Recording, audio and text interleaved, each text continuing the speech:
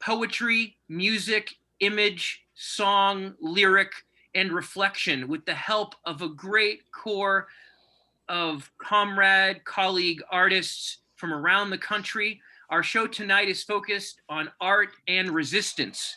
Art and resistance as we move towards closing out this crazy year of 2020. What is the role that art can play in our movements? What is the role that art can play in changing the world, in making it possible for us to imagine a different world, in making it possible for us to see more clearly the world that we're already in and exactly what the problems are that need to be changed. As a literature professor myself, I spend a lot of time thinking about art and its relationship to social change. And in preparation for this show, before we turn it over to our terrific artists who I will share with you their names in a moment, I thought I would share with you two very brief poems to set a bit of a tone. Poems which for me establish very different poles, you might think, in terms of the role that art can play, or maybe the challenge that art faces in our world today. A world that is not always conducive to art making, to art reception, to art reflection, and frankly, to just having the peace of mind to actually compose words that are meaningful. These both come from the very opening pages of scholar and comrade Alan Wald's book. I highly recommend Exiles from a Future Time, the first of a series of books he wrote about the literary left of the mid-20th century in the United States. And he opens with two short poems that I thought would kick things off appropriately before we turn things over to our first speaker, who will be Demetrius Noble in a moment. First poem, these both come out of the 1920s and the 1930s. The first poem is by Saul Funeroff, The Bellboy. I am that exile from a future time, from shores of freedom I may never know, who hears sounding in the surf tidings from the lips of waves that meet and kiss in the submarine gardens of a new Atlantis. That's Saul Funeroff, conjuring a sense of art's promise, the way in which art can make present a future we may never even get to see. A romantic vision, in a way, of the lovingness of a future that the artist can guide us towards if they're lucky and true. Contrast that with Langston Hughes' poem, Johannesburg Mines, written during the same period, coming out of the same, quote unquote, communist literary movement of the 1930s, socialist and communist movement of that time. In the Johannesburg Mines, there are 240,000 natives working. What kind of poem would you make out of that? 240,000 natives working in the Johannesburg Mines. Langston Hughes, reminding us that whatever our mode, whatever our medium of art making, our art is up against a world that defies the logic of art, that resists the logic of art, that doesn't want life or makes it very difficult for life to be meaningful for people. It almost seems wrong to rhyme a poem while 240,000 people labor at slave wages or without wages in a mine. And yet this is the world, this is one view of the world that poetry, that other art confronts. And today we are blessed to have performers and philosophers with us today to share work in various modes, from poetry to music to visual art and beyond, and to also reflect on art as an object, art as a symbolic creation, but also art as a practice, art as activity, art as something that is connected and must be connected, whether it knows it or not, to the social movements for progress, for change, or for regression and barbarism. I'm so pleased today to have a number of great speaker performers returning to Shelter in Solidarity. That those returning today include Demetrius Noble, Raymond Nat Turner, Eartha Hicks, and Dean Stevens, who we'll be hearing for later in the broadcast after we go to your questions and answers and discussion after the hour mark. And we're also joined by a new guest today, Ricardo Levins Morales, whose reputation precedes him, a longstanding artist and activist, active on many fronts, as well as we are joined by Rafael Medina, a great activist musician associated with the site Encuentro Cinco, where I've heard him lead many a peña in the evenings, many a community meeting anchored in his music. I'm gonna, without any further delay, turn it over to Demetrius for whatever he'd like to say, and then 5 minutes of brilliant poetry.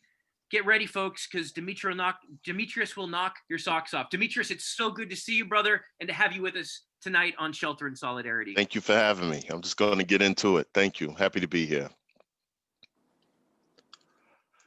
This classroom will not be a safe space. This classroom will not be a safe space. This classroom will not be a safe space for domesticated discussions. You won't be able to say any and everything without repercussions. You are not the president, nor one of his tweets. When you speak, your voice emanates from a mouth that's attached to a body that can get shot down, just like Ahmaud Arbery. You are more than 140 characters. You are 25 of the 56 million potential historical actors, 56 million students disaggregated and alienated in remote satellites called home, hiding behind screens, missing football games, pep rallies, proms, and other things. Posting throwback pics of last year in crowded halls with hashtag fuck COVID-19. No doubt wondering, what does this all mean and when can we return to normal? But what is normal? And is that something we want to return to, where 1.5 million of you return to school, but when the bell rings, they don't have a house to go home to? What is normal? And is that something we want to return to, where 16 million of you will stagger down the halls in desperate need of food? What is normal? And is that something we can even return to when every time I turn around, they shutting down our schools? What is normal? For your 1.5 million undocumented peers showing up to school every day, terrified in tears that an ICE agent might make them disappear. And worse still, you'll never ask whatever happened to Javier. What is normal? For your 14 million Black classmates forced to navigate a curriculum riddled with hate as they maneuver through crumbling buildings that are overly policed, that are pipelines to prison, not opportunities. We know normal. Normal looks like neoliberalism, parading as a hero to save us from fascism. Let's redefine normal as we redefine our lives. Let's normalize students becoming radicalized. Let's normalize teachers teaching revolution. Let's normalize schools as a site where society finds solutions to the contradictions of capitalism, where class consciousness triumphs over racism, where radical feminism supplants patriarchy, where students and teachers march in lockstep to crush today's oligarchy. Let's redefine normal. Let's redefine today. Let's lean into discomfort. This classroom is not a safe space.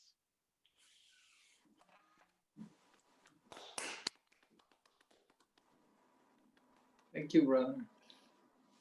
Oh, Demetrius, man, you made me cry on the number one. Tough act to follow. Demetrius, I'm speechless. We'll come back to discussing later. I'm going to withhold comment now. We're just going to move right in to Rafael, who has going to bring some music into the vibe. Rafael, give us a beat for this truth. Yeah, Rafael, hey. And then after that, we'll have Eartha and then Nat. Raymond Nat Turner. Cool. Well, I'm going to share a small song by a Afro-Uruguayan composer, singer-songwriter, of course, crazy activist, wonderful soul, joyful being. And he wrote it in the 70s, way before we even had artificial intelligence as another concern. But he summarizes a lot of these things that are universal and timeless. And he still manages to give it a little bit of a almost cynical upbeat to say, you know, what are we waiting for? Like, so, and of course it's in Spanish, but basically says, when all the poetry is gone, when people are just surviving, when tiredness kills happiness, we'll just be a working machine, a gear in the machine. If they globalize our thoughts, there's only going to be one book with the same old story. And without that magic of fantasy, the music of the world will have no room. So I ask myself, who's going to sing? Who's going to play? Who's going to write the melody of love? Who's going to sing? Who's going to play? Who's going to ask so singers don't stop singing? And if each country or each peoples have a precedent, at least it should rhyme with their people. And if the distribution is more coherent, then we may have a planet with identity. And when love becomes the most urgent thing, it won't make sense to talk about any wars. And when racism has no more siblings, that day I will be proud of humanity. Who's going to sing? Who's going to play music? Who's going to sing the melody of love? Who's going to ask for the singers to keep on singing? So here we go.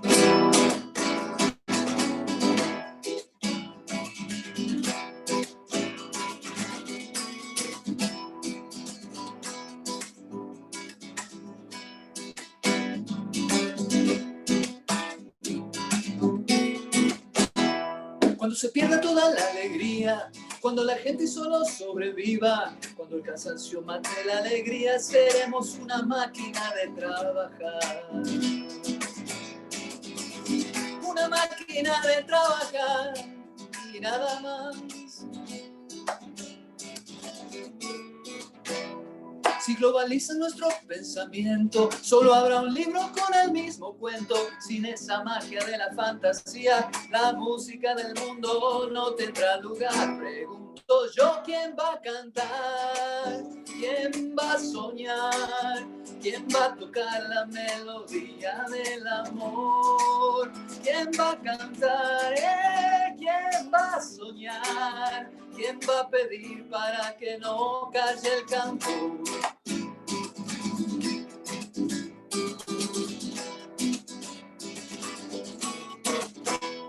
Si cada pueblo tiene un presidente que por lo menos rime con la gente, cuando el reparto sea más coherente, tendremos un planeta con identidad.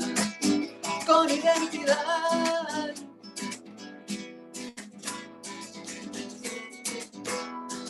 Cuando el amor sea lo más urgente, no tendrá caso una guerra de Oriente. Cuando el racismo no tenga parientes, me sentiré orgulloso, me sentiré orgulloso, me sentiré orgulloso de la humanidad. Pregunto yo, ¿quién va a cantar? ¿Quién va a soñar? ¿Quién va a tocar la melodía del amor? ¿Quién va a cantar? ¿Quién va a soñar? ¿Quién va a pedir para que no calle el cantor? Para que no calle el cantor. Para que no calle el cantor. Oh, oh, oh. Pregunto yo, ¿quién va a cantar? ¿Quién va a soñar? ¿Quién va a tocar la melodía del amor?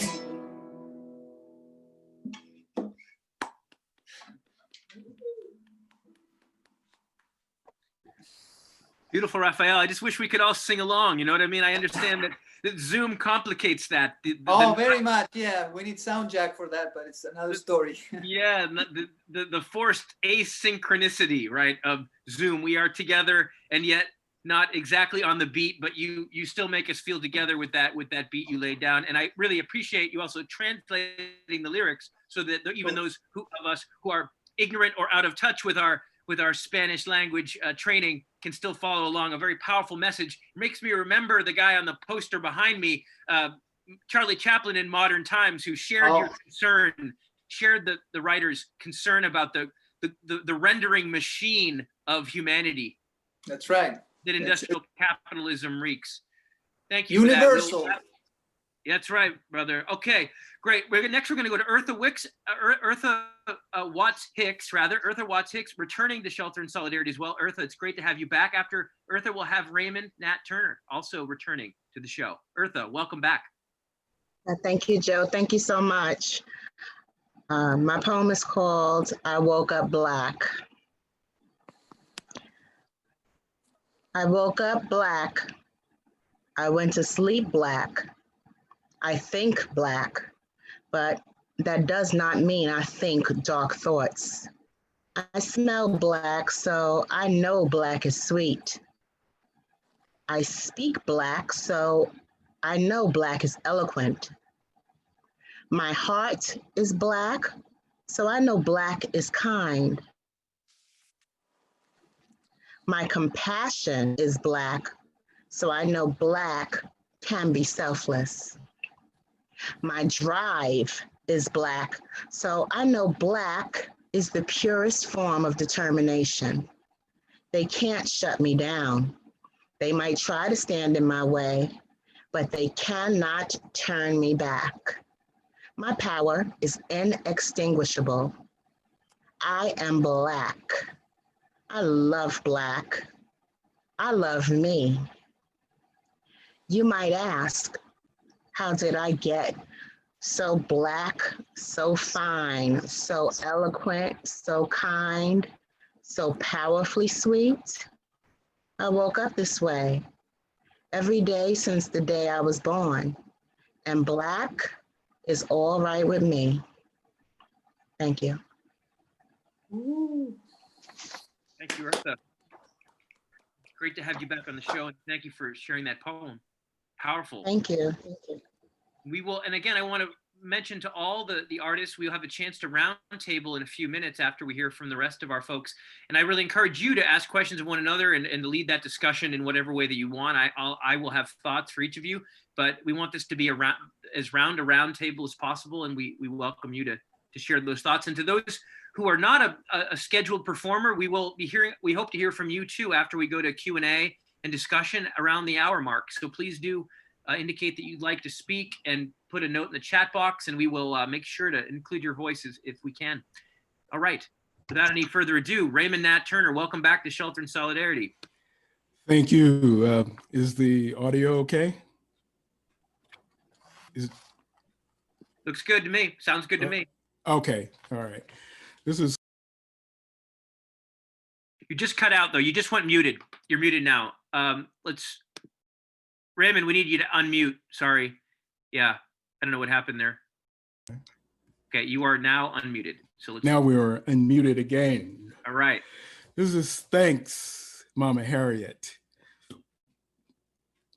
I cried, help, Mama Harriet, help. And you, beautiful young warriors, came toy-toying from Ferguson, Baltimore, the town, through tear gas clouds, pepper spray storms. You came tying traffic into hangman nooses, shutting malls down like open and shut cases of killer cops who walk. You came wrestling your minds from the hands of oppressors.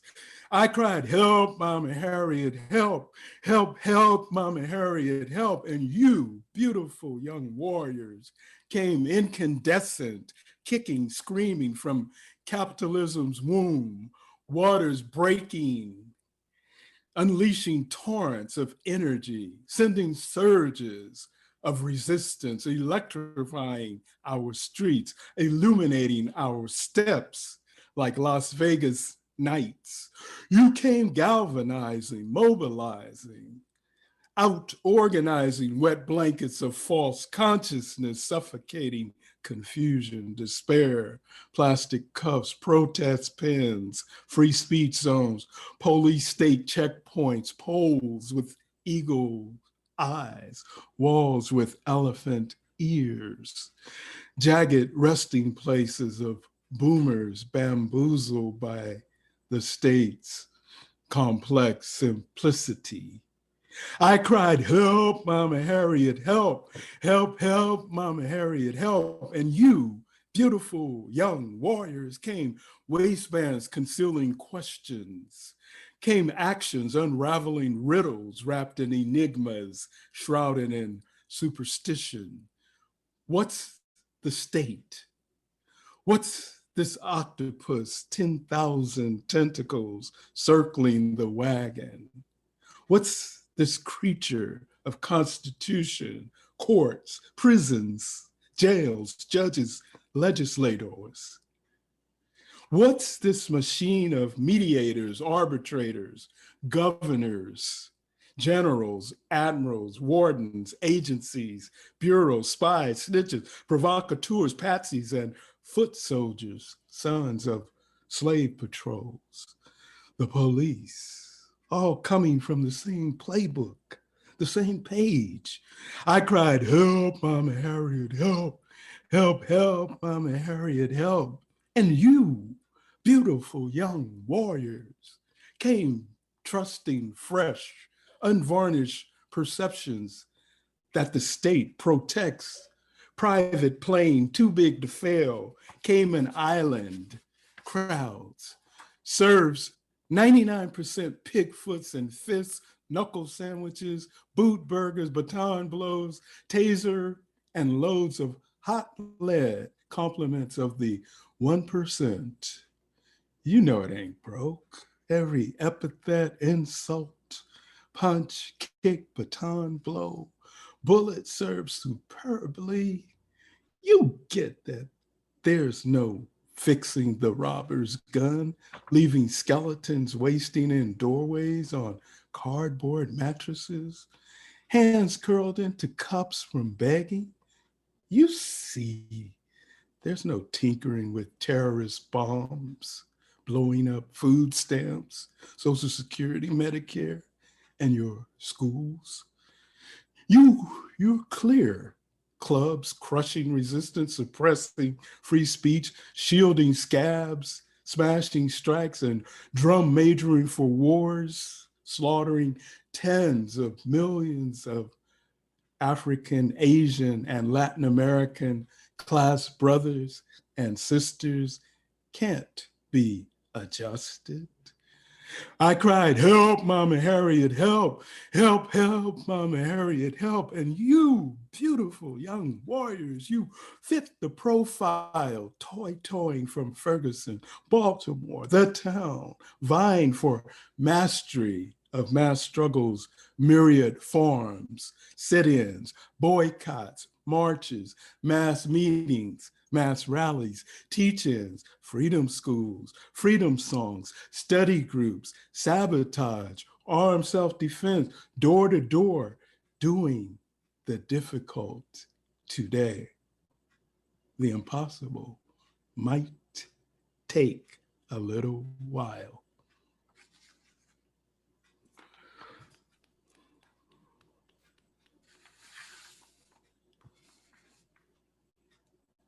Raymond Nat Turner. Raymond Nat Turner. So glad to have you back. So much to say. We'll get to it soon.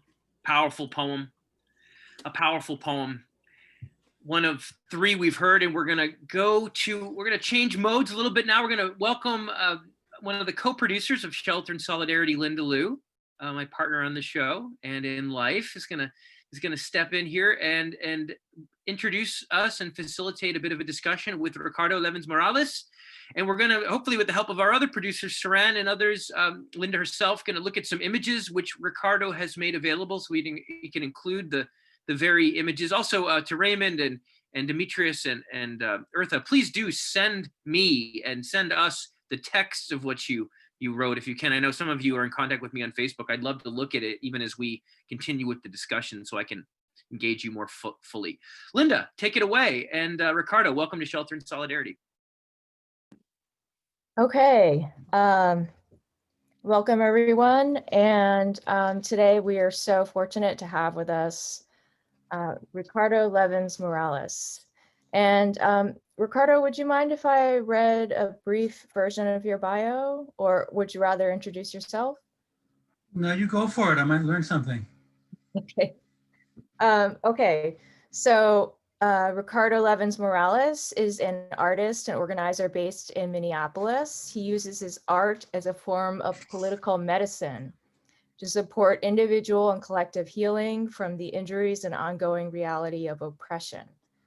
His activism has included support work for the Black Panthers and Young Lords, and participating in or acting in solidarity with farmers, environmental, labor, racial justice, anti-war, and other struggles for people's empowerment. He was a founding member of the Northland Poster Collective. He also leads workshops on creative organizing, social justice strategy and sustainable activism, and mentors and supports organizers. Ricardo's work is widely used by grassroots movements, organizations, and communities. So Ricardo is also an artist and activist who has been practicing for over an astounding 5 decades. And that's some real dedication, and I would imagine involved some really hard work through the years, and also much love. And Ricardo's images are not only beautiful, but they're also a shining example of how art can be fused with activism and social movements, and also healing. So as for me, just a little bit about me, I'm somewhat familiar with art and activism spaces. I'm kind of the unofficial protest artist for my university where I teach. So I make a lot of posters and signs and things like that, but in a very amateurish way. But people appreciate that. And I just wanted to ask you what you think, or how you envision the role of your art in your activism, and also your healing and your social movements. Yeah, well, thank you, Linda, and thank you to all my fellow artists and organizers and others who are here with us this evening.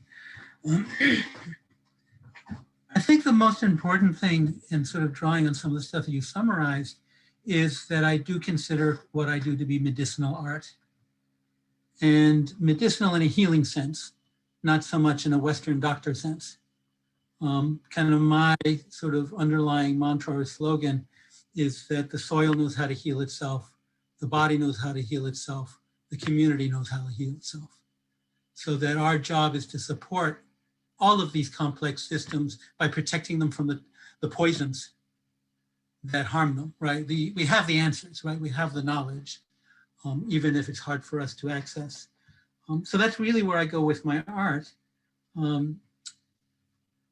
I would say that systems of oppression, whether we're talking about an abusive family or a colonial system or a global economy, basically operates on lies. And lies are like the venom that some reptiles or insects or even some plants use to paralyze their victims so they can eat them. It paralyzes us so that we can be exploited. Immobilizes us, confuses us, turns us against each other. So that for me, doing medicinal art means finding the antidotes. What is it that we need to bring into our bodies, our communities, to neutralize these poisons so that we can blossom in the way that we're naturally meant to? Wow, that that is a great description of the role of art as healing. I hadn't really heard about art as kind of medicine and being used to neutralize lies. So so I'm gathering from that you see your art also as a form of getting at the truth, right? Some kind of truth telling. Yeah. That's it. Uh, Yeah, and that truth, I should say, can take a lot of different forms. It can, and we saw examples of that in all the poems and songs that we just heard, right? So it can take the form of reviving memory and supporting our memory, our historical memory. It can be in the form of stories, therefore. It can be in the form of questions, of stimulating our imaginations and just reflecting back at each other. So part of the function of art is a mirror, that if I can reflect yourself back to you in a way that reminds you of the things you might have forgotten about yourself, that you're beautiful, that you're powerful, that you have the capacity to find the answers if you listen to yourself and connect to those around you. mm-hmm. So, so along those lines, do you have any particular images that you would like to show that I think encapsulates your philosophy towards art? Yeah, and I think we can move through them pretty quickly. My art is available online, so apologies that you won't be able to look at any one image for very long, because I just want to give you a tour of some of these medicines, knowing that some of these were created as sort of general medicines to treat what ails us collectively, and some were designed for very specific struggles in very specific moments. And there are others that I don't share because they were so specific to particular organizations or struggles. So let's just take them in order. Whoever is doing the tech support on the images, let's start with number 1.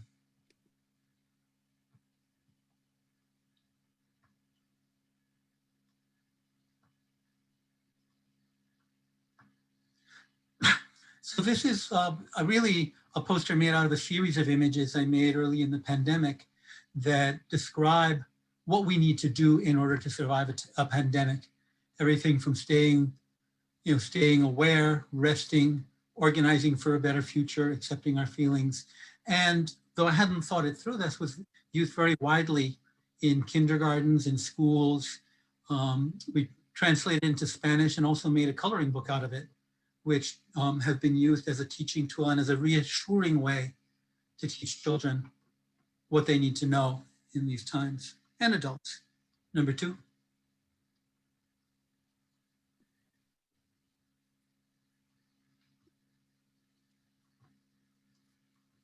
Not much to say about that.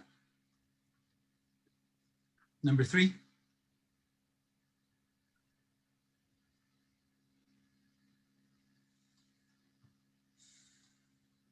This was in response to the fact of people being shut in can make many people vulnerable within potentially abusive situations.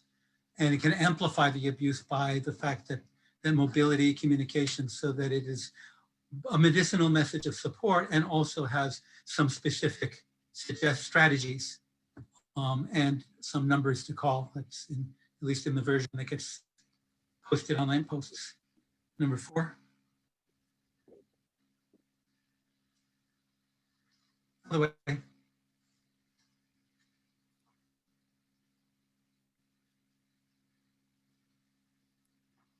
Y'all know what I'm talking about. So anyway, that's we all been there, right? This is just I just did this for fun. We're all experiencing the zombie apocalypse. Oh, zombie. Okay, there you go. I actually ventured into zombie culture. Zombie, yes. Yeah, I really connected with this one. There you go. See, that's the one that resonates. You know? That's the first time I've seen that play off of words. Maybe I haven't been around enough, but that's great. Yeah. Next one, number 5.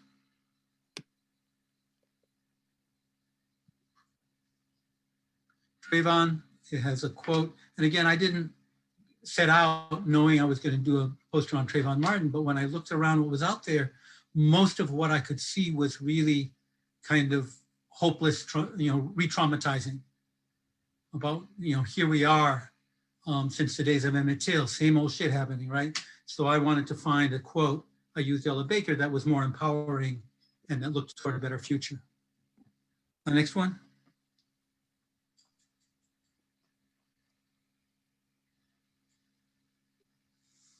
So the quote here, this is from Fred Hampton. He says, "We say we will work with anybody and form a coalition with anybody that has revolution on their mind." I came up in the period when Fred Hampton was a leader in Chicago, and that's where I was living. And so the Rainbow Coalition he organized has had a deep influence on the way I organize. And it's really key to this time that for the way that Hampton and the Young Lords and those people were working, it was really about everybody rooted in our own identities so that we could come to the table of solidarity. 40 years of the nonprofits has turned identity into a brand that we defend our intellectual property against competitors so we can get funding. That was a very different idea of what solidarity means. And this is a segue into the next one. One of the major things that the Panthers and the Lords and the Young Patriots were organizing around was gentrification and displacement. So let's go to the next slide, number 7. This one, it says Defend Detroit, and it has to do with the emergency management board that was imposed there to privatize everything and disempower an African-American city. Next one.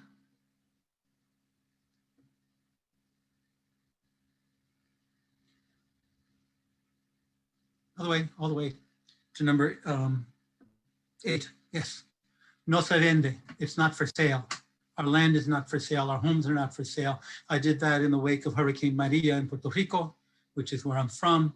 And again, it's that same struggle, the same thing that was happening in Chicago in 1968, the same thing that was happening in Detroit. More recently, the same thing happening in Puerto Rico, displacement. Next.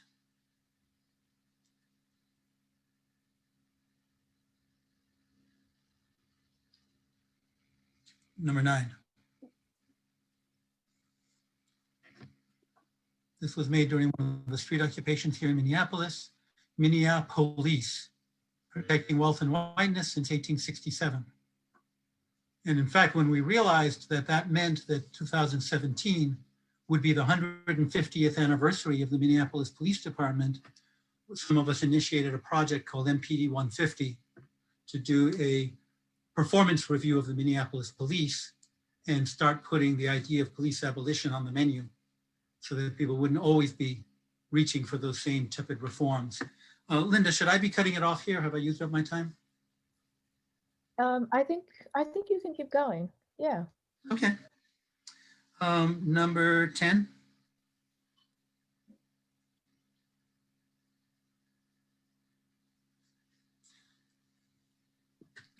I love this one. I pirated my own art from an environmental justice poster in order to make signs for one of the protests when Jamar Clark was killed by the police on the north side and the street was being occupied by the movement.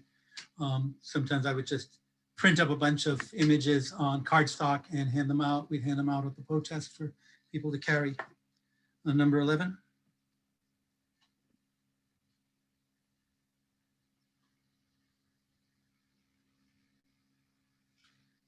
the earth is not for sale. See, and everywhere you go, you notice we're dealing with the same issues, right? Different places, different issues, same issues, right? And this has a lot to do right now with what's happening with the Line 3 and bridge, frac pipeline, et cetera, tar sands pipeline. Those are the struggles we're seeing here and everywhere. Next, number 12.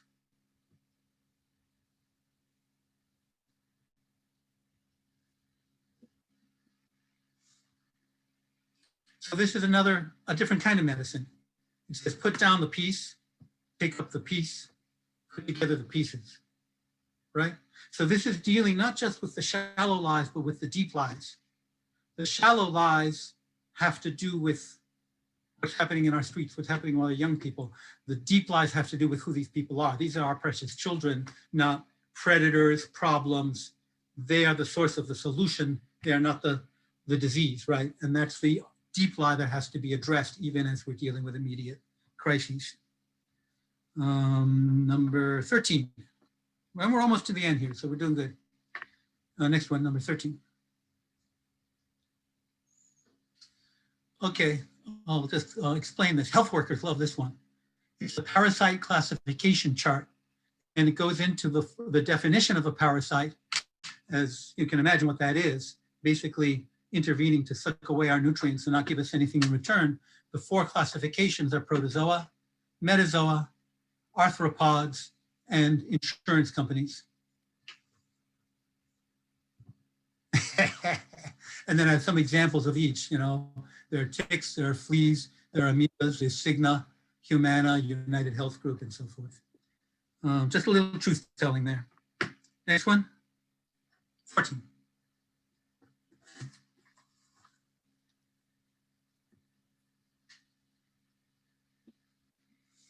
Nothing about us without us is for us. The slogan comes from the disability rights movement in South Africa. And it's the one thing organizers always need to remember if they forget everything else. Next, 15.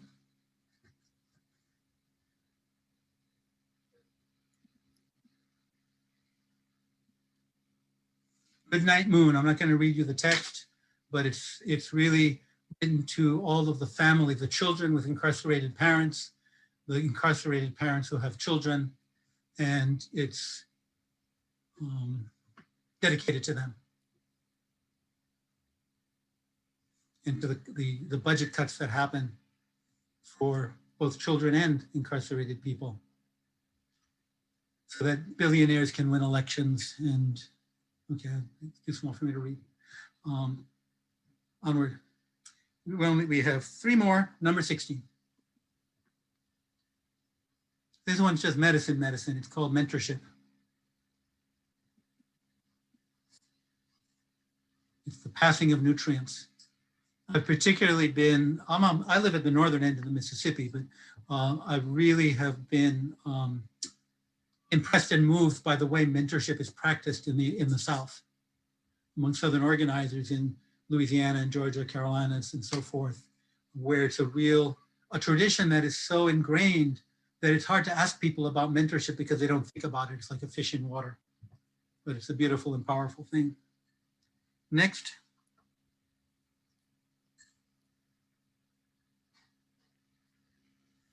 Number 17. I call this water music. I have no excuse. I did it because I wanted to. And it's so interesting because older people see it as the moon playing drums on the sea, and younger people see it as DJing on the water. Right?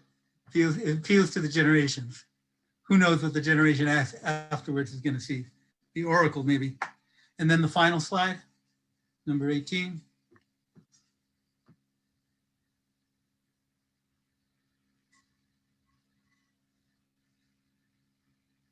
Another world is possible, pushing through from the world of faction, of police and fracking and extraction into the world of sustainability and mutual support. I threw that in for you, Linda. I know that's your fave. And it's also really key because for me, to be medicinal, to be able to awaken in people the idea that another world is possible, I actually have to believe that. And that does not come from telling myself nice, comforting stories. It comes from having to actually study. How does change happen? Why does change sometimes not happen? And really, how does nature work? Because that's what we're embedded in. So when I am trying to put out a message that just isn't right, if I can't find the power in any particular story or the agency, I'm not ready to make a poster yet. And I have to go back and find out where the power is. Okay, that's my slideshow.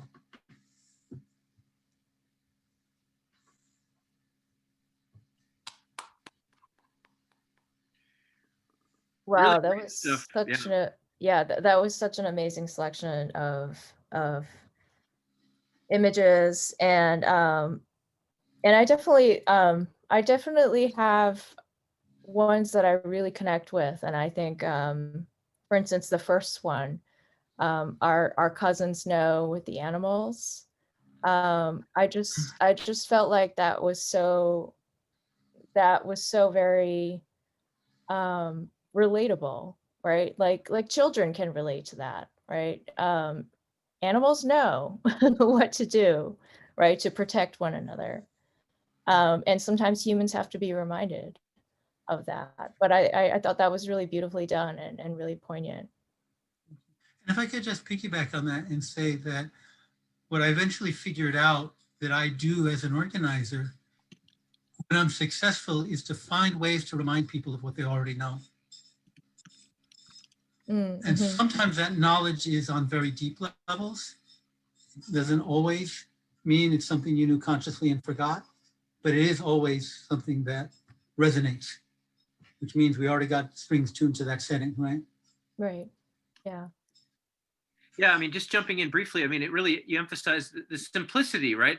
This, on the one hand, this isn't like, this doesn't require an elaborate corporate pharmaceutical establishment, right, to kind of act on these core truths. You know, I think it's so simple, right? I mean, almost a kind of unlearning as well that you're enacting here, right? A kind of, as you say, kind of inoculating the toxic messages that we get and returning to basics, you know, fundamentals. It's powerful. And it's contradictory also, because one of the things that causes human beings to fail is that we're not able to really embrace complexity. And yet once we understand that, that's actually a simple concept. And that the truth that we can feather out from looking at the world in all its complexity are in fact simple truths. Great. Linda, do you have another couple questions for Ricardo before we bring the rest of our artistic group? I don't want to single them out. We have everyone here I'm sure is artistic, but our feature performers back for a roundtable. But let's, Linda, you have a couple more questions for Ricardo or comment? Yeah. I just have I think one question. I've just been noticing that there's some humor, right? There's some whimsy and in your artwork. Like I really liked the one with different parasites, right? So I think that's really effective, right? Because I think sometimes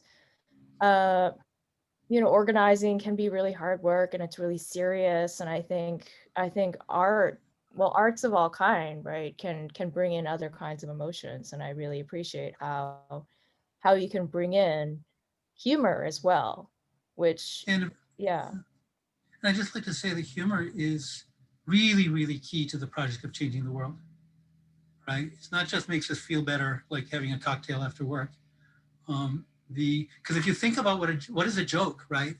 A joke is a little story. And if I'm telling you a joke, I'm telling you a little story and you know exactly what's happening in that story until I get to the punchline. And that's where I pull the rug out from under you and you realize that all of those pieces of the story actually fit and make sense in what turns out to be a completely different story. So the message is things might be different than they seem. That is the most profoundly subversive message there is, right? Mm-hmm. And I've heard an interview with somebody who had survived the Nazi concentration camp saying humor was the only thing that kept us alive. And I believe it because it tells the nervous system, even if it's gallows humor, It tells the nervous system that no matter how bleak things are, no matter how hopeless, I could be wrong.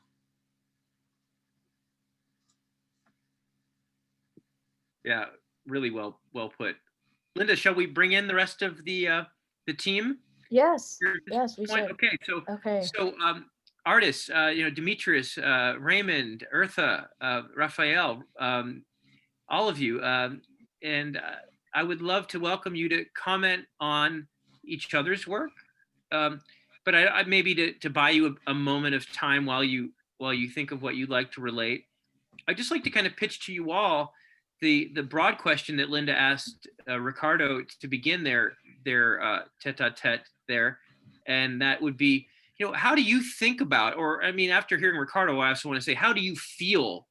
I don't know this answer is simply necessarily one that comes from the head, but how do you conceive of and feel and live the relationship between the art that you make and the activism or organizing that you're involved in, or that you see occurring around you? I mean, whether you are involved directly as an organizer in said movement or not.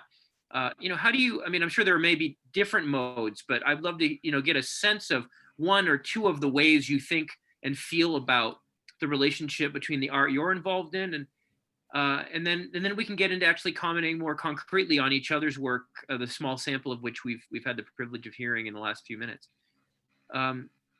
I don't know if we want to go in a particular order. Not seeing any hand up. I'm used to using Zoom for my classes here. Actually, speaking of classrooms, let's go to Demetrius first. I know he has insightful things to say after that brilliant poem. No, thanks for the question, and thank you to all of my comrades and cultural workers who have shared. This has been I don't even know what the right way to say it. It's been so powerful and inspiring. But to answer your question, Joe, I think of my work in relation to activism and organizing as an intervention. Is it a tool? Is it an intervention that can help push or provoke people to more radical considerations? Are there questions that my poetry help to raise for folks, to get them to ask like really good questions? I think like Raymond's piece was really profound in that way. Like, what is the state? What are these things? Amiri Baraka once said, if you ask enough whys, you'll get wise. And so I think poems or art that can compel people to ask questions, to interrogate their immediate surroundings are really powerful. So I hope that my poems in some way can push people to want to question, their immediate surroundings. And then I think once folks get to asking the right questions, certain actions then just become unavoidable. They become inevitable. Like you have to act, you have to move at a certain junction. I think the right types of questions can help provoke that. Demetrius, just as a fellow teacher, I mean, we're all teachers of each other in one way or another, whether or not that's how we draw a paycheck.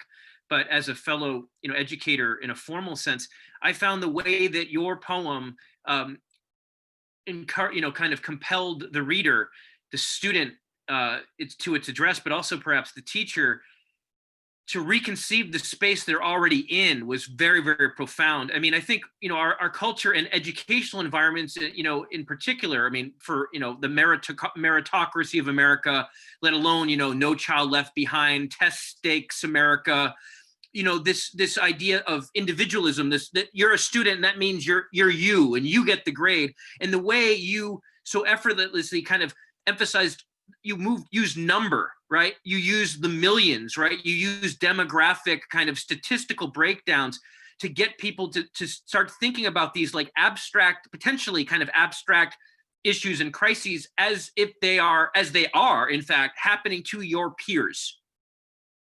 And just the way the poem, this is the first time I've heard it, but getting us to think, getting the listener to think, reconceive of these social injustice issues as matters of like things that are happening to your classmates. Right.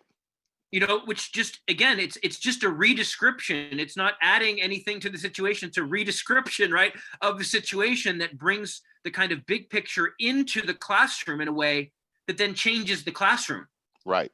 Both it's what's possible, but also the dangers, you know, and that whole idea of, you know, this kind of depriving the safe, you know, kind of taking on the notion of the safe space. And I won't even talk about normalizing and radicalizing yet, but I mean, but I just thought what you did was just really profound, and I didn't want to, you know, lose the moment to recognize that. I'm going to share, if you'll give me permission, I'm going to share it with all my students on the last day of class. Yeah, brother.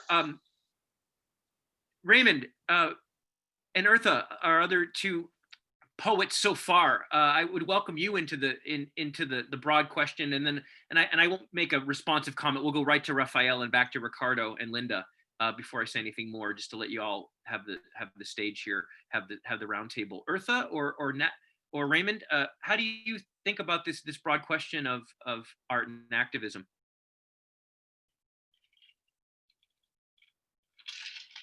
Eartha, I think you may still be muted. I think you're muted. Take two. There you go. Beautiful.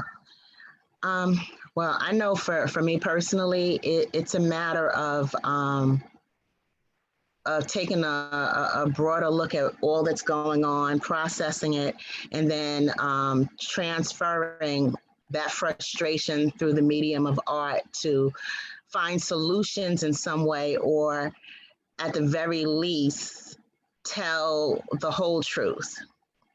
And in doing so, number one, it allows me to record what's going on. It allows me to gain perspective. It allows me to look at a situation from various different angles and look at the parts of it that are being overlooked. But as I do it as an art piece, I get to shift it so that there's a solution there, that one that I can identify and one that gives me hope and gives other people hope. Because, you know, no frustration lasts forever. It's going to be a period of time, you know, just a brief period of time, sometimes a longer period of time. But, you know, the solution is always a work in progress. So, you know, that being the case, I look at artists as the eyes and the ears of what's going on. You know, we are the news that the people, we are the people and we are the news, you know, whereas the news may be one perspective, we are the perspective of the people, and not just what's safe to hear, what's actually going on. And that word of mouth and that artist's perspective is wholesome in a sense that it's authentic. So that's what I feel that, you know, our part of it is. I love that. We are the news. I love that. Much more there. Raymond. Well, firstly, I'd like to take this opportunity to thank you, Joe, I believe it was that, and I guess Linda, who for organizing this and including me among all these incredible artists. It's really uplifting to be among artists like this, you know, because oftentimes, I find myself in various settings, and sometimes it's more difficult to connect with people, you know, sometimes this is more my tribe, let's just put it like that, for shorthand. So having said that, I think for me, I feel like I have a job to do that was, like I believe, I stand on some pretty broad shoulders. And first and foremost, I think Paul Robeson, who said the artist must choose between, freedom and slavery, essentially. I'm paraphrasing. And I've always looked at it like that, as Robeson said, I had no choice. The choice is very clear. And even more particularly, I come out of Los Angeles originally, and my mom's youth center was the nucleus for the Southern California chapter of the Black Panther Party. Some of my friends and, brothers, like Alprentice Bunchy Carter, who was a wonderful poet and inspiration for me, was assassinated at UCLA. And, some of the people didn't get to this point. So each morning when I get up, I express my gratitude for being here, but I also put the hard hat on and go to work, and as much as I can do to, I say my little 1.5 cents contribution to the struggle to raise people's consciousness and do what needs to be done. I think, the people, I think the brother who's Levins Morale, I think he's the brother of a poet that I know. But in any case, his artwork was really incredible and inspiring. And I think what he expressed was that, the people have the solutions. They know what needs to be done. And I think we all sort of know what needs to be done, and we may express it in various terms, but we know it's beyond what we've seen the last 4 years and what we're about to see come January 20th. We know it's way beyond that. And so, that's what I try and do with my work, is to make my little contribution each and every day to helping people see that they have the insight and the direction and the skills and all that. All they lack is confidence. So anyway, that's a long drawn out. No, I think it's brilliant. And I really do hear the correspondence between what you were acknowledging and Ricardo's comments about getting people to recognize what they already know. Yeah.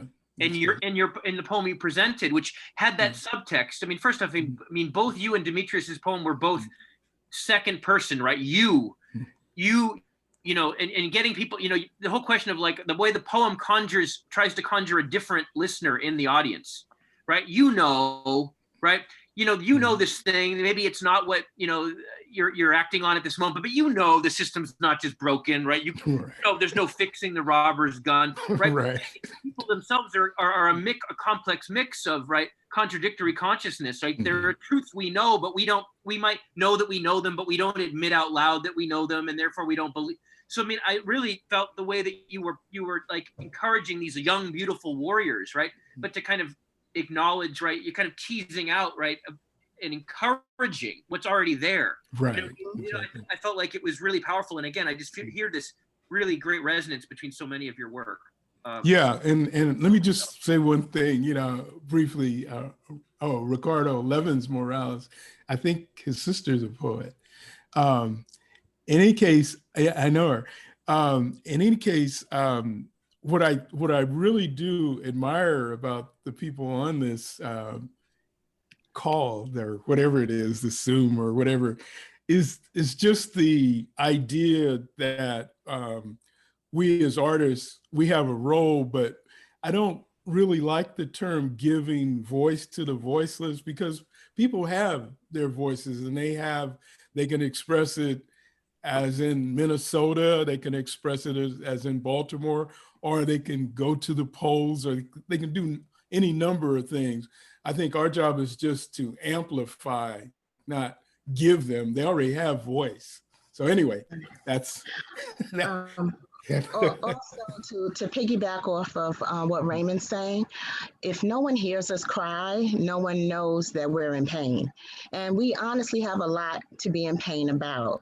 And, you know, there's discrimination, job discrimination, there's underemployment, unemployment, there's many people losing their homes, and then in the midst of all of this, people dying, unprecedented number or disproportionate number of African Americans dying during COVID. In the midst of this, there's George Floyd and his murder.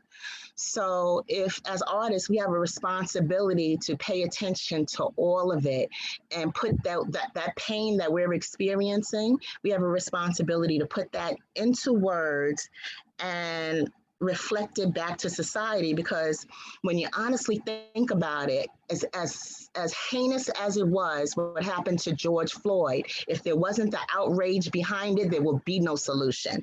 It would have just been forgotten about. It would have just been another tick on the tally. So we got to remain vigilant and remain responsible, and we have to do that through our art, like Raymond was saying. Yeah, that's powerful, Eartha. Otherwise, you know, another tick on the tally. That's a phrase. That's a powerful phrase right there. A horrifying reality. Thank you so much. Rafael, we have not yet heard from you. You've been listening. You gave us some great music. You've been listening for quite a while. I'd love to hear you. Then we'll go back to Ricardo, and then maybe give you all one more chance to comment on each other before we bring in, we have a recording from two other great musicians, participants in the show, that we will show as our transition and go to open question and comment, and maybe hear some more poetry as well. Rafael, and then Ricardo, and Linda as well. Rafael, you are muted. The musician here. Now you can hear me? Yes. Good. Well, first of all, thank you to all of you guys, all the energy put into organizing and making this happen. And of course, to the beautiful energy that it's brought by all the people that share the different, you know, expressions of creativity and the unstoppable need to denounce in so many ways and reflect and encourage this healing. So I so many words and so many things have been thrown by the different people that have participated here that are all sooner or later just finding like pieces of a puzzle, a place where they all interconnect, relate, and create a synergy, which I think is where that, if you want to call it healing, happens. So for me, coming from South America and seeing, you know, other parts of the suffering that sooner or later becomes very clear, it's universal and timeless, unfortunately. I think I've taken the influence of artists from there, which have to pay with their lives, of course, to be voices for the people and amplifiers for the people, to use art, not really by choice, because that's also something that was said. It's not like you have a choice.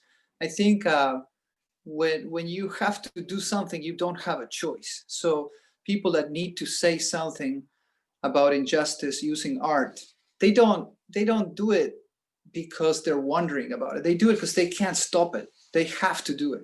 And in that sense, I think we all share that. I don't know what to call it. I don't think you want to call it a calling, but you want to call it a desperate need to do that. So, and I had many influences that also used humor as an instrument, as a tool, because not only is energizing, but it's also expands the spectrum of how you can do things. And also, there's something that I am particularly interested in, which is the repentismo, which is like improvisational. So basically, you can grab different things and you can kind of adapt them to what's going on. Like we've seen things that are timeless, universal, but sometimes you have to talk about more specific topics at a given time, given the circumstances in a certain place. Like we've seen what's been going on here in the US, aside from the global pandemic. So there's timing too. So I think that's beautiful. And different forms of artwork, like we've seen in the pictures too, and in the poetry, are all, you know, elements that help create that or amplify that or remind us of that awareness, which I think was also said. It's almost something that it's always there, and it's kind of like consistent with the essence of nature, and that's what gives me hope too. And it's that, you know, like if you leave, if you see ruins, you know, after something has been left alone, even Chernobyl, after you leave it alone without, you know, the interference of the stupidity of humankind, things kind of go back to some kind of natural state or harmonious with nature state. So I think that's a reminder for us that there is built in the wisdom of life itself, the capacity to heal, to go back to whatever the balance point is, if given enough of a chance. And that happens through the arts too, for our societies, for our spirits, for our communities. So that's an inspiration for me to do what I do, which is, you know, make my own writings when I cannot help it, and share the writings of others, and keep them alive and mix them in different ways depending on what the present moment is. So I love that, and I love how it all works together. Yeah, thank you, Rafael. I think some very wise words there, you know, about need to be in tune in the sense of timing, right? And in relationship to the situation one is in, and art coming out of that desperate need, not just a choice, you sit down, right? But to make something, but really coming from some deeper imperative. Ricardo and Linda, I'd love to go back to you before maybe we give the broad panel one, you know, another chance to just comment on each other's work or anything they've heard. And then we will be asking Tracy, Garrison, and co-producer of the show, Tim Sheard, to say a couple words about their song, which we will hear as our musical interlude today. Ricardo, Linda? Oh yeah, Linda, would you like to jump in? And I just want to say that one thing, you've been sort of participating as a facilitator, but I'd be very interested to hear your voice as an artist facilitator. Oh, well, I see myself as someone whose art has kind of fallen by the wayside because of my job teaching in a university. But I think that definitely art was definitely my first love. And I feel like I've kind of been away from it for a long time. And I think activism at my university has really kind of brought it back to me, and in a new way that I never thought I could use my art before.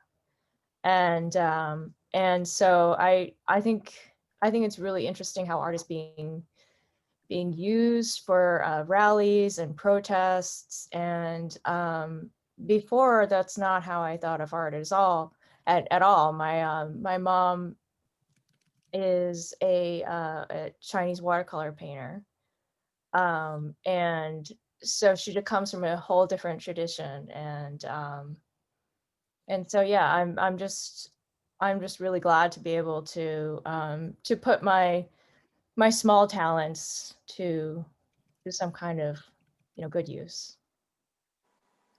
And Linda, of course, is too humble. I've been saying in the chat box, she's been the lead, I think, visual artist in the kind of anti-austerity, anti-cutbacks, anti-budget cut movement and the union movement at UMass Boston, where we both teach. And her work has actually got into the local papers. She did this incredible artwork layout. You taking refashioning a Monopoly board. We should have queued them up for the show. Taking every square of a Monopoly board and rewriting it for the privatized public university that UMass Boston is becoming. In addition to that, she also happened to design the logo for this show, which I'm hoping co-producer Sren Mudliar can get on the screen in a few minutes. I'm sure you've seen it on our website at shelterandsolidarity.org, as well as our YouTube channel of the same name, Shelter and Solidarity, where I hope you will all subscribe and follow us on a bi-weekly basis. But you know, Linda, if we can get that image up, maybe we can ask you to comment on the thinking that went into the Shelter and Solidarity image itself. Logos as a kind of art, perhaps, but I'm not sure if we're going to have it in the next minute. But in the meantime, maybe we can go back to Ricardo. Yeah, Ricardo, go ahead. Is there a link, Linda, that you could drop in the chat where we might be able to follow up and see some of your pieces? Oh, oh geez, I don't even have a website with my work, but that's, yes, Yes. that is the logo. Yeah. Okay, and just if it's any comfort, one of the things that I'm always pushing back against are the assumptions we make about what an artist is. You know, remember there was a long time when my daughter was born when I wasn't making any art, and I just decided I'm an artist who's not making art, rather than having that existential, oh, am I a real artist? You know, that we're encouraged. Yeah, that's interesting. Yeah. So, yeah, so. I mean, thank you all to everyone who presented. My way of processing that is really the compost method. In about a week, I'll wake up and say, aha, that's what I should have said about that piece. But it is all very healing. Oh, and Rafael, I just wanted to mention that in the late 70s and 80s, my compañera and I also did a lot of work bringing the Nueva Canción groups I just from Latin wanted to America see the perform chat. here, and pairing them with other groups. And the Nueva Canción had a musical movement of that time, had an influence on the way I do political art, even though my art is visual and they were musicians. Good. So Yeah, this is yeah, Ricardo, would you like to continue? Sorry. Yeah. yeah, so I just thinking in broader terms, I guess, I mean, my lens through which I think about organizing is an ecological one. Victor, you might have some idea why that might be. And partly I grew up. Victor Wallace, who's also on, for those who can't see him, if you're not on if you're watching this later, Victor Wallace, eco-socialist extraordinaire, scholar, activist on this issue, has just been name checked. Yeah, so what I was going to say is that I grew up in a place that had no on and offs, no blinky lights, and no screens, right? Just playing in the forest. And that gives, you know, so that's the lens through which I look at organizing. And it's really how I learned about social justice is by delving in. And one of the things I learned from a neuroscientist who studies insects navigation of all things, is he said that one of the main purposes of all brains is to take in sensory information, and this is a cockroach or a mouse or a human, take in information from your environment, create a sort of approximate image of the state of the world and compare it to a desired state. And he says, if there's a difference between the two, if there's a gap, compensatory action is initiated, which is what we call behavior. In other words, if what we feel is not the way we want to feel, we move and we do something, and that's called behavior.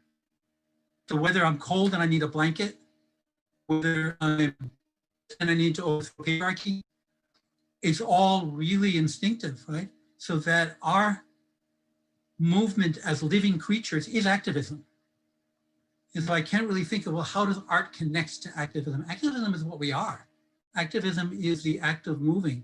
The only reason we move our bodies is to make things better in some way than it was. And that's what organizing is. And that's what we're seeing in a very intentional way with the use of language, with the use of sound, with the use of light and color, is how to bring each other into a story that will move us to where we want to be. Yeah, thank you, Ricardo. We're having a little bit of an audio issue on your end, but I think we were able to get the essence of what you were saying. And on that, I mean, generally by 8 o'clock, we generally go to open Q&A, and we will go there very soon. But I did want to get the artist one more chance, not one more chance, but another chance to offer thoughts in reflection on what you've heard. You'll hear more in a moment after we hear a couple more songs, and we will welcome our audience to participate. And perhaps we can hear even another poem from some of the poets and maybe a song from the singers. Does anyone have after Ricardo, anyone want to respond from the panel? Yeah, in response to what Ricardo is saying is we can't be complacent with someone else's suffering. There's a lot going on to like various different groups of us. And solidarity is us just moving together and working together to make sure that we're all treated fairly. And that's a process. So it's our responsibility as artists to use our art form to facilitate that process however we can do it. Absolutely. Helping people to see the ways in which an injury to any is an injury to all, right? Yeah. All right. Well, I'm getting some sense that it's time for some more music. I'd like to ask Tim Sheard and Tracy Garrison, his collaborator. Tim Sheard, a longtime, co-producer of the show, and Tracy, a musical partner of Tim, to say a few words about the song we're about to hear. We're actually going to hear a recorded version of this song and then after that, we're going to open it up for questions, comments, and perhaps additional performances and reflections from you. And we'll hear a song from Dean Stevens a little bit after that as well. Tim and Tracy, love to hear a few words from you before we hear your work. Thank you. Thank you, Joe. I'll just be brief. I'm a nurse, a retired nurse. And when I heard stories from my coworkers, I began writing songs about them. And the song that Tracy sang, which we'll hear, Nurse's Lullaby, is I imagined a night nurse singing to a COVID patient who was scared to death that she's going to die. And it's based on the experience of a nurse's aide that I worked with for many years, who was admitted to the ward with COVID that she acquired on the job. And she spent a sleepless night worrying that she was going to be the next one to suffer, from the disease. Happily, she survived, and I wrote the song for her. And Tracy did a lovely job handling the vocals for us. Tracy, you want to say something about the song, the lullaby? Thanks, and I just love being here tonight and hearing all of these amazing artists. Oh my goodness! So basically, I'm the voice of Tim's words on this song. But of the songs that we recorded sort of in this weird way, this was one of the ones I just kept coming back to, and it's a lullaby, and it made me think about every time we're watching at the news and the numbers are terrible, reminding ourselves that we're talking about people, we're talking about individuals, and hopefully that comes through in the song.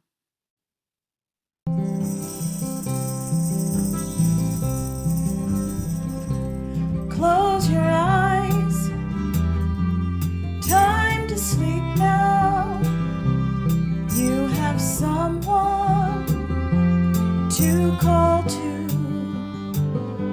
The pain is gone, it will keep now. For a patient and nurse to care for you. The ward is still, no one walking, no more tests to get through. Lights are low, no one talking, just a patient and nurse to care for you.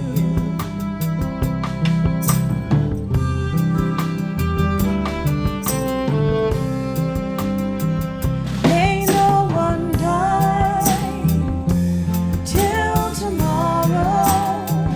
No doctor pays, no alarms to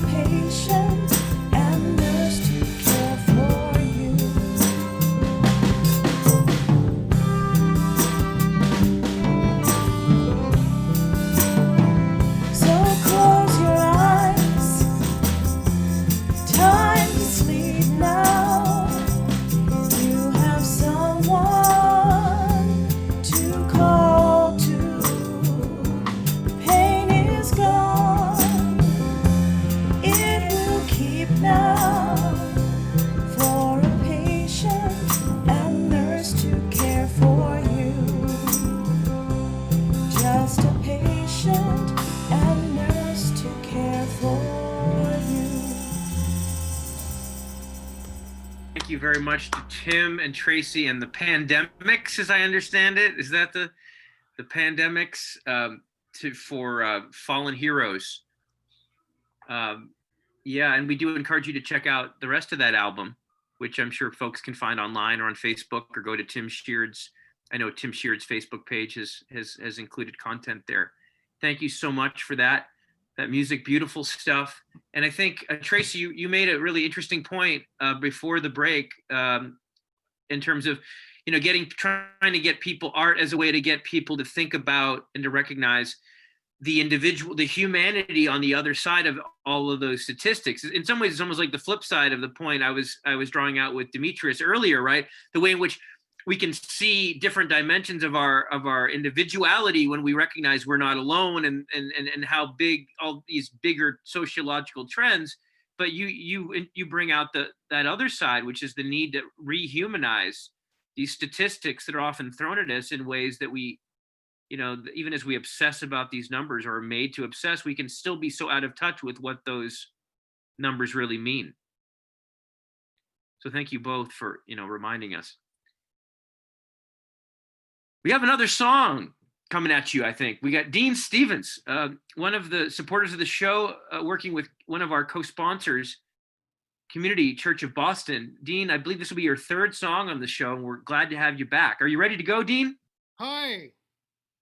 Great. Dean, and after we hear from Dean, we're going to ask all of you to find your own voice and tap your voice and share something, whether it's in poetic form or prose. We love to hear from all of you, who including folks on Facebook who might be watching and listening and want to relay a comment there. We'll try to give it voice here out loud if you write it there on Facebook. Dean, take it away.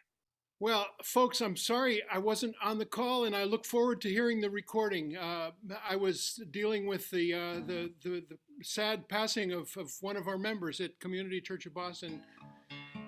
His name is Bob Datilio. He was probably the world's foremost authority on Sacco and Vanzetti, who are our patron saint kind of martyr heroes at Community Church.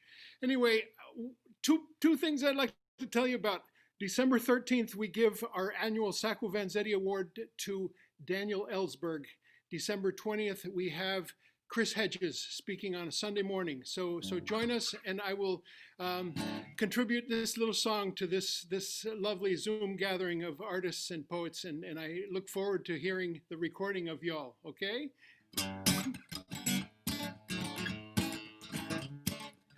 Are you gonna be ready when the revolution comes? Are you gonna be ready when the revolution comes? The people gonna rise up, the people gonna take a stand. The people gonna rise up and take on back this land. Tell me, are you gonna be ready when the revolution comes? Tell me, are you gonna be ready when the revolution comes? It's not a question of if, it's just a question of when. Tell me, are you gonna be ready when the revolution comes? Now listen here. When tyrants tremble, sick with fear, and hear their death knell ringing, when the people rejoice both far and near, how can I keep from singing? Tell me, are you gonna be ready when the revolution comes? Tell me now, are you gonna be ready when the revolution comes? It's not a question of if, it's just a question of when. Tell me, are you gonna be ready when the revolution comes? How long till Judgment Day? Bring on that Judgment Day. How long till Judgment Day? Bring on that Judgment Day. Tell me, are you gonna be ready when the revolution comes? Tell me now, are you gonna be ready when the revolution comes? It's not a question of if, it's just a question of when. Tell me, are you gonna be ready when the revolution comes? Las sardinas se comieron al tiburón. Las sardinas se comieron al tiburón. This is a line I heard in Cuba and in Puerto Rico too. It is in Spanish. And may I translate it for you? It says, the sardines ate the shark. The 99 sardines ate the big fat shark. Yum, yum, yum, yum, yum, yum, yum, yum. Se comieron al tiburón. Yum, yum, yum, yum, yum, yum, yum, yum. Se comieron al tiburón. Tell me, are you gonna be ready when the revolution comes? Are you gonna be ready when the revolution comes? It's not a question of if, it's just a question of when. Tell me, are you gonna be ready when the revolution comes? It's coming, it's coming, it's coming, it's coming, it's coming! It's here!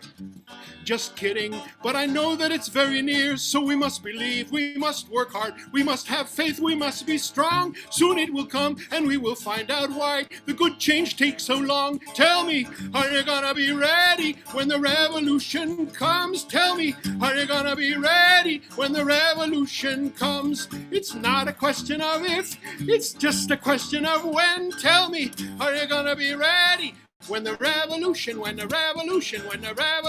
comes? Woo!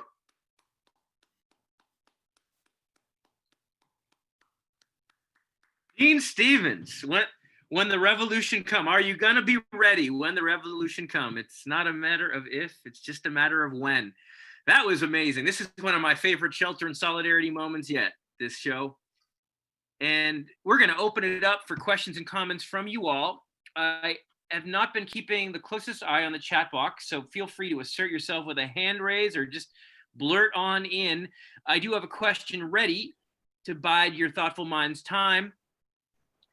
And that's the question that I think Raymond Nat Turner was hitting a moment ago, implying, that this doesn't always happen. This idea that artists, comrades coming together, the shorthand tribe you mentioned that you prefer. Why doesn't this happen more often? I don't want to take us out of the close analysis of the art that we're doing, but I do wonder to what degree we might use this space to reflect on the way in which what art has to offer the movement, but then also some of the resistance and the challenges that we have to create spaces like this, not only during COVID time, but more broadly. It seems to be, I find this, all the work I've heard tonight has reminded me of why the work is so important. Right. But of course, art being art, it isn't always so instrumental. It isn't necessarily putting, it isn't knocking down the barricade. It isn't passing out the leaflet per se. It isn't. And sometimes when we have trouble justifying this work, right, or amplifying it within some of the organizations and activist groups that have much other kinds of work to do too. And I wonder if people have thoughts on that.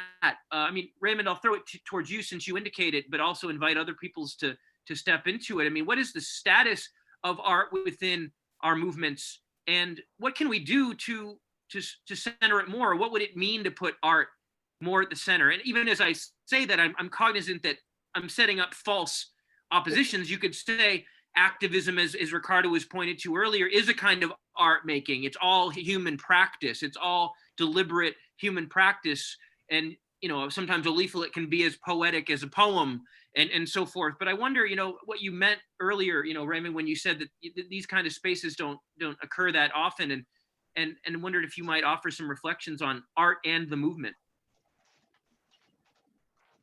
Well, let me say that I feel like I have a little meter in me, and my little meter indicates that I talked more than maybe, that maybe someone else should take it for a minute, and then I'll be glad to come back. But let someone else who hasn't spoken as much speak. I would feel more comfortable at this moment, and I'll definitely come back.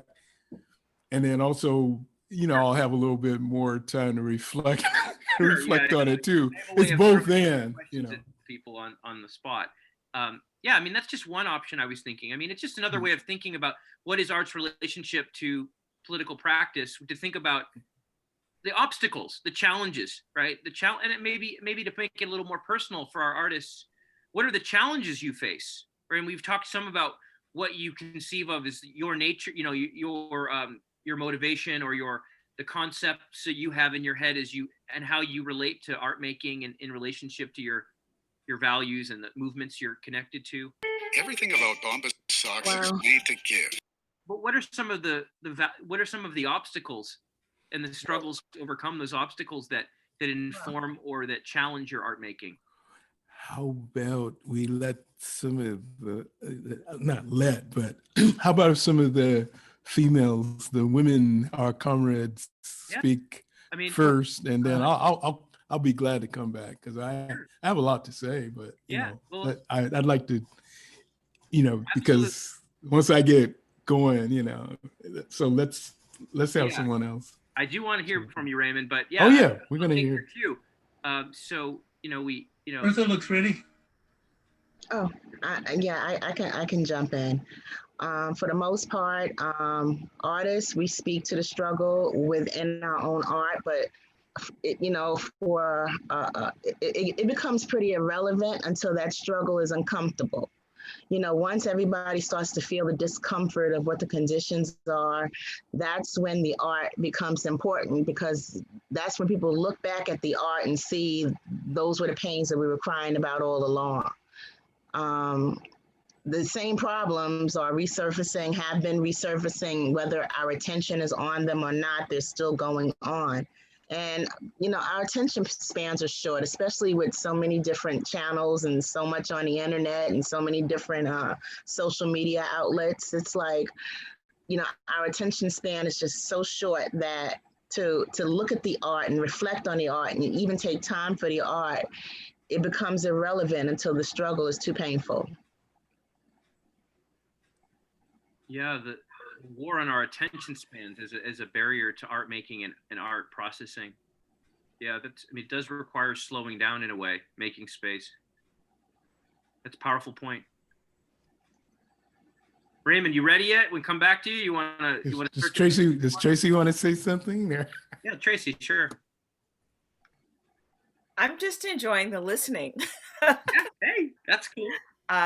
Yeah, I mean, so many thoughts. Oh, thank you, Tim, for putting, or whoever dropped Tim's side, because there was a question in the chat about fallen heroes, which, I mean,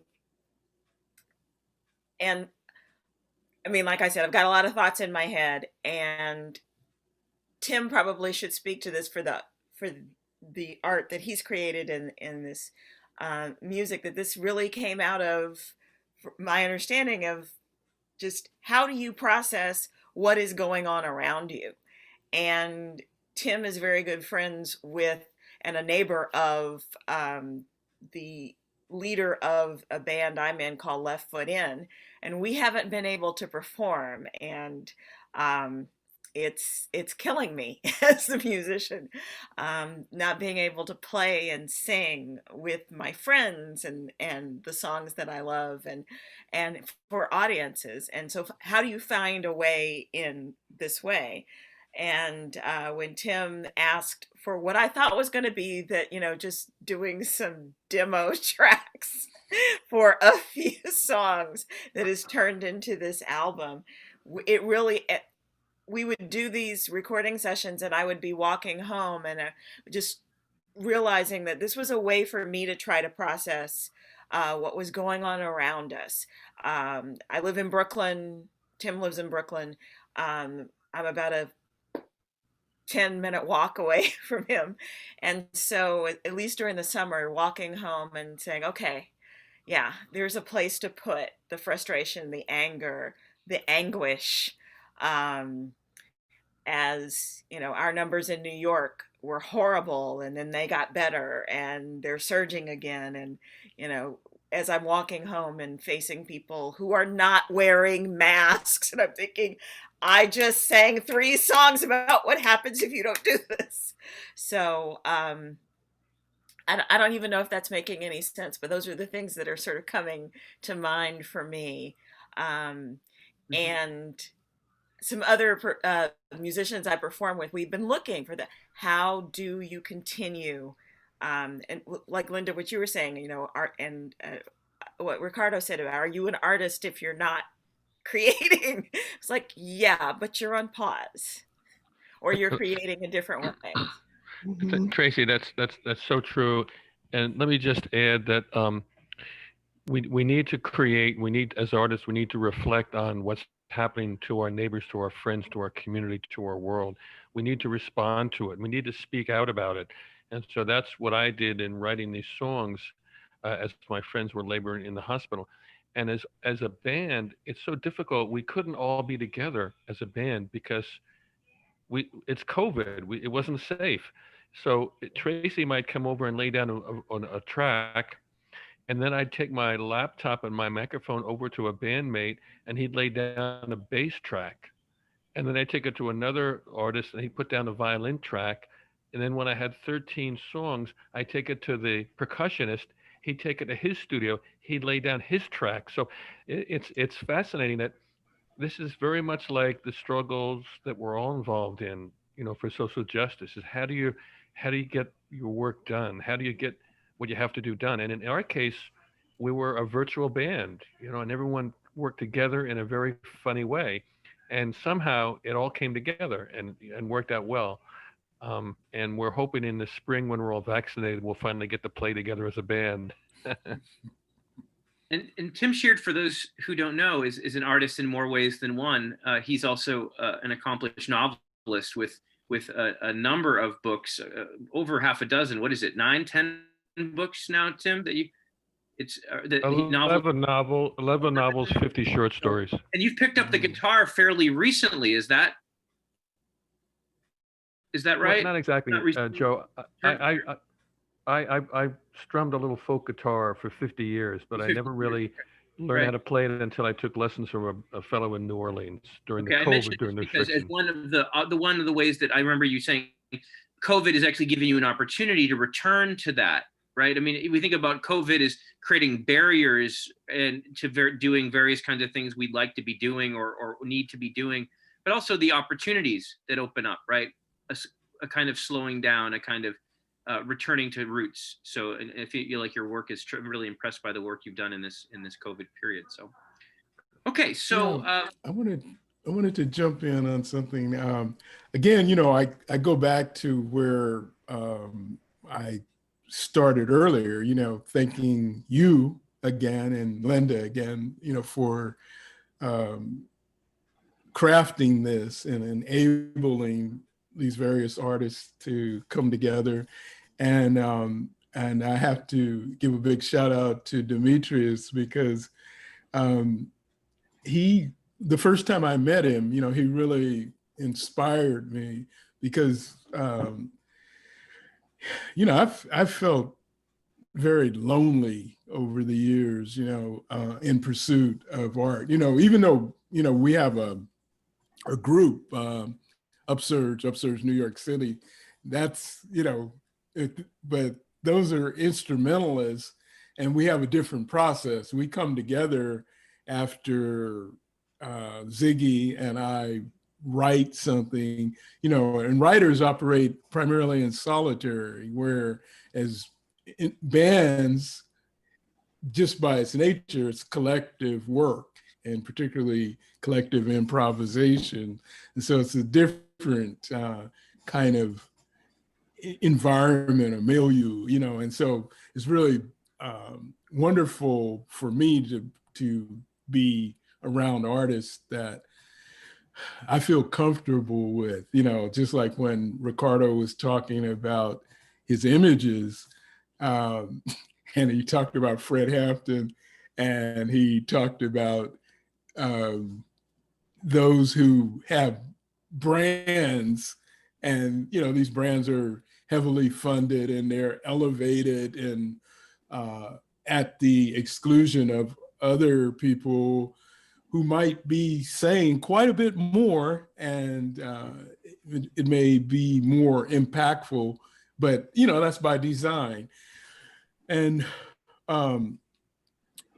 just like one of the things that as artists we're faced with is this capitalism that denigrates art, that is hostile to art. And sometimes some of us find ourselves in competition with one another. And, that's very toxic. And I've experienced that, when you go for you seek funding, and then there's, this, what would you call it? Stamp of approval that some art gets and other art doesn't get that stamp of approval by the academy, by the gatekeepers. I happen to be out here in California right now, but I had been in New York for the last 9 years or so. That's where my tribe is. Out here, I like to think of I call them the golden gatekeepers, and, the gate is a little bit smaller here than it is in New York City or the East Coast, or, the whole Eastern Seaboard. There's more opportunities to do what you need to do and get your word out.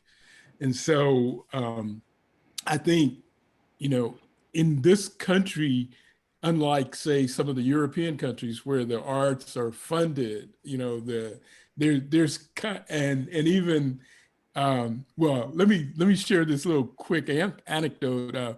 There was a festival in Medellin, a poetry festival, and there were like 110,000 people, I think, out at this poetry festival, and it was raining. And think about that happening in New York City, Chicago, Los Angeles, Boston. I don't see it. And that doesn't mean it can't, but there's an appreciation, an infrastructure for the arts in other places, some of the wealthier European countries, obviously, but even in countries of so-called developing countries, there's just a place and an appreciation for the arts. And so I think, you having something like this is so very important. I don't think this should be the last one, just to enable us to connect with like-minded artists, because like I say, I go back again, when I met Demetrius, I was really inspired and uplifted to, because he's younger than I am, I think, obviously, and to just have the kind of exchange that we have had, just kind of supporting one another, even though, it's just Facebook or whatever. It's done a lot for me, for my spirits. And so I'll leave it at that. And I think that's very important, though, to provide that kind of infrastructure, that kind of framework that people can connect that, and I'd like to see Linda's work. I would certainly like to see Ricardo's work, and I'm getting to know Eartha in a different way. And it's just a beautiful thing. And so, nothing but props to you guys for pulling it together. Well, I do want to thank you so much, Raymond, for all of that. I do want to mention not only Linda has been instrumental in this show and all our shows, but also Tim Sheard and Sren Muliar and Kira Muliar. And I'm not closing the show yet, although it sounds like, because that's when I say their name. And Mark Soderstrom, who also sang, we had a song from him at our previous show. But I definitely would co-sign, Raymond, the sentiment of having more Shelter and Solidarities focused on art and art making that include performance as well as reflection on that. And it's in our subtitle, deep dive with artists and activists. And I think we've been a little heavier on the activists and the reflections on those, more prose than poetry, so to speak, more nonfiction than imagination.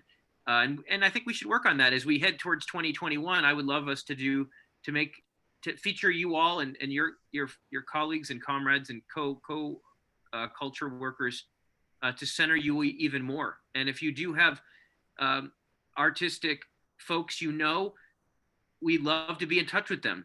We are making this path as we walk it, and we have met so many of you through this show, through this project. There's some of you I was fortunate enough to know before, including you, Demetrius, who I would love to hear from soon. We haven't heard from you in a while, and Rafael and some others, and also anyone who's, and I should mention at this moment, in 2 weeks, we will have our last show of 2020, December 17th, another Thursday night, 7 p.m. And we will be, and we're going to basically do our own Shelter in Solidarity style New Year's resolutions. So looking back and looking forward, right? We're contacting everyone who's been on the show as a guest that we can think of, that we think might want to come back, which is almost everyone.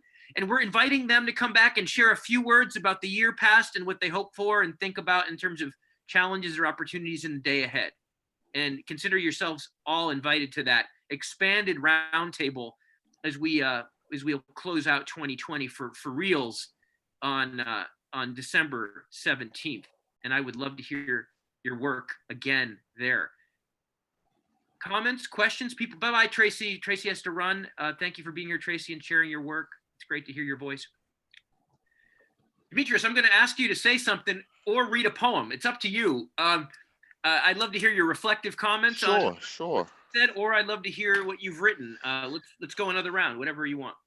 Yeah. So just to say briefly, this has been really inspiring and invigorating for me as well. All the sentiments that you shared, Raymond, are mutual. I was just blown away when I had the opportunity to meet and hear your work earlier in the summer. So it's been more than a pleasure to be able to continue to engage your work and your activism through your work. And just to kind of respond to the question you threw out, Joe, about what are some of the challenges that an artist or a cultural worker can face.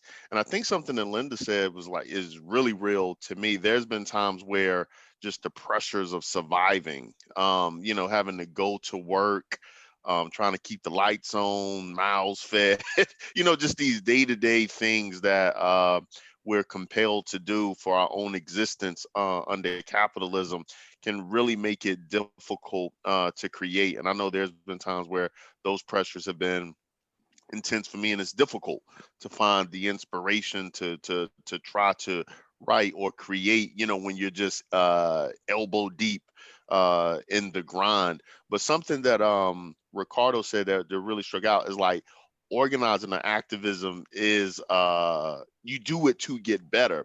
And I found for me, like when things get really intense, but there's movement work to do, when there's active organizing going on in the ground, and when I'm plugged into that, the creative juice is just like, it's like a dam is broke, and then it's just pouring out.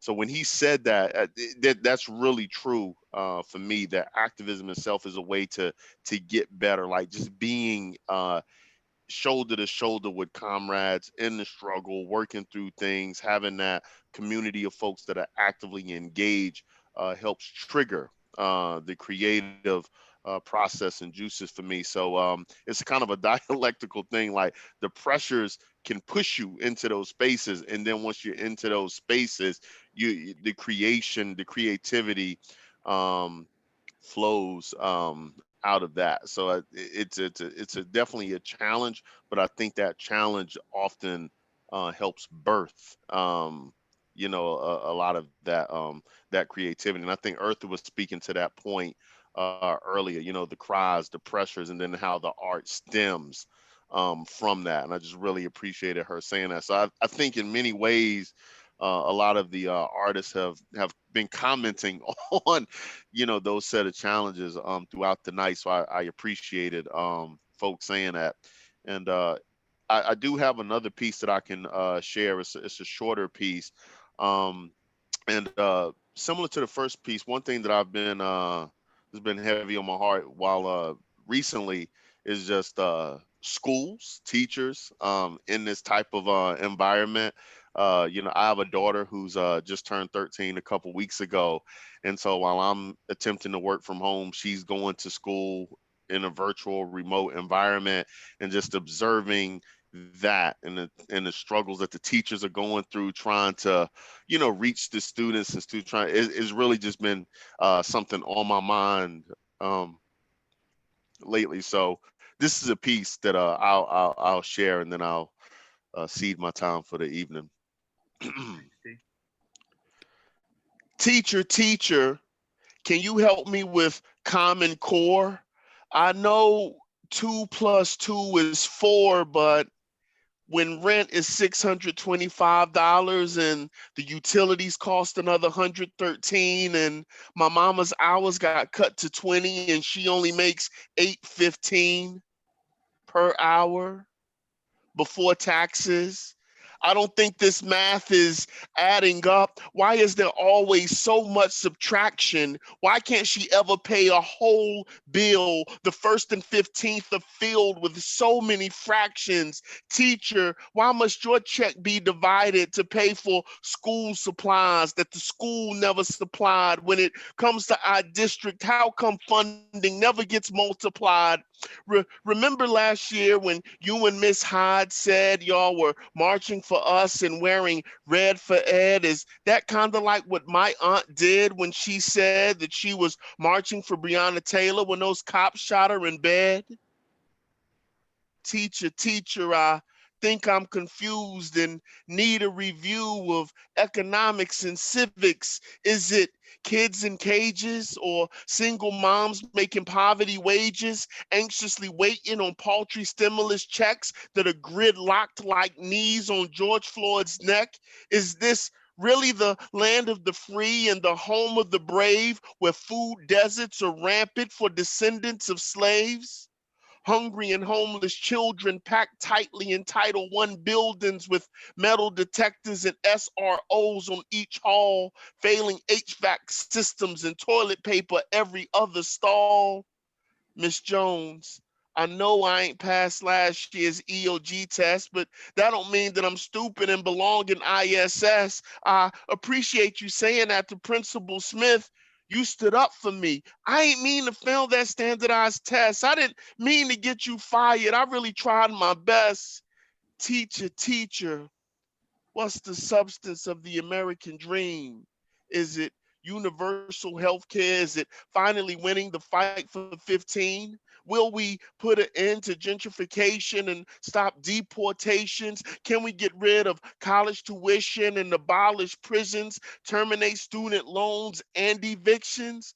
Will there be universal housing? Will Black Lives Matter? Will we defund the police? Can Black trans women walk safely down our streets? Can we end rape culture, overturn this rotten two-party system, overthrow capitalism? If the answers are yes, then teachers, stand with us. There's a war going on outside no class is safe from. Our class must win.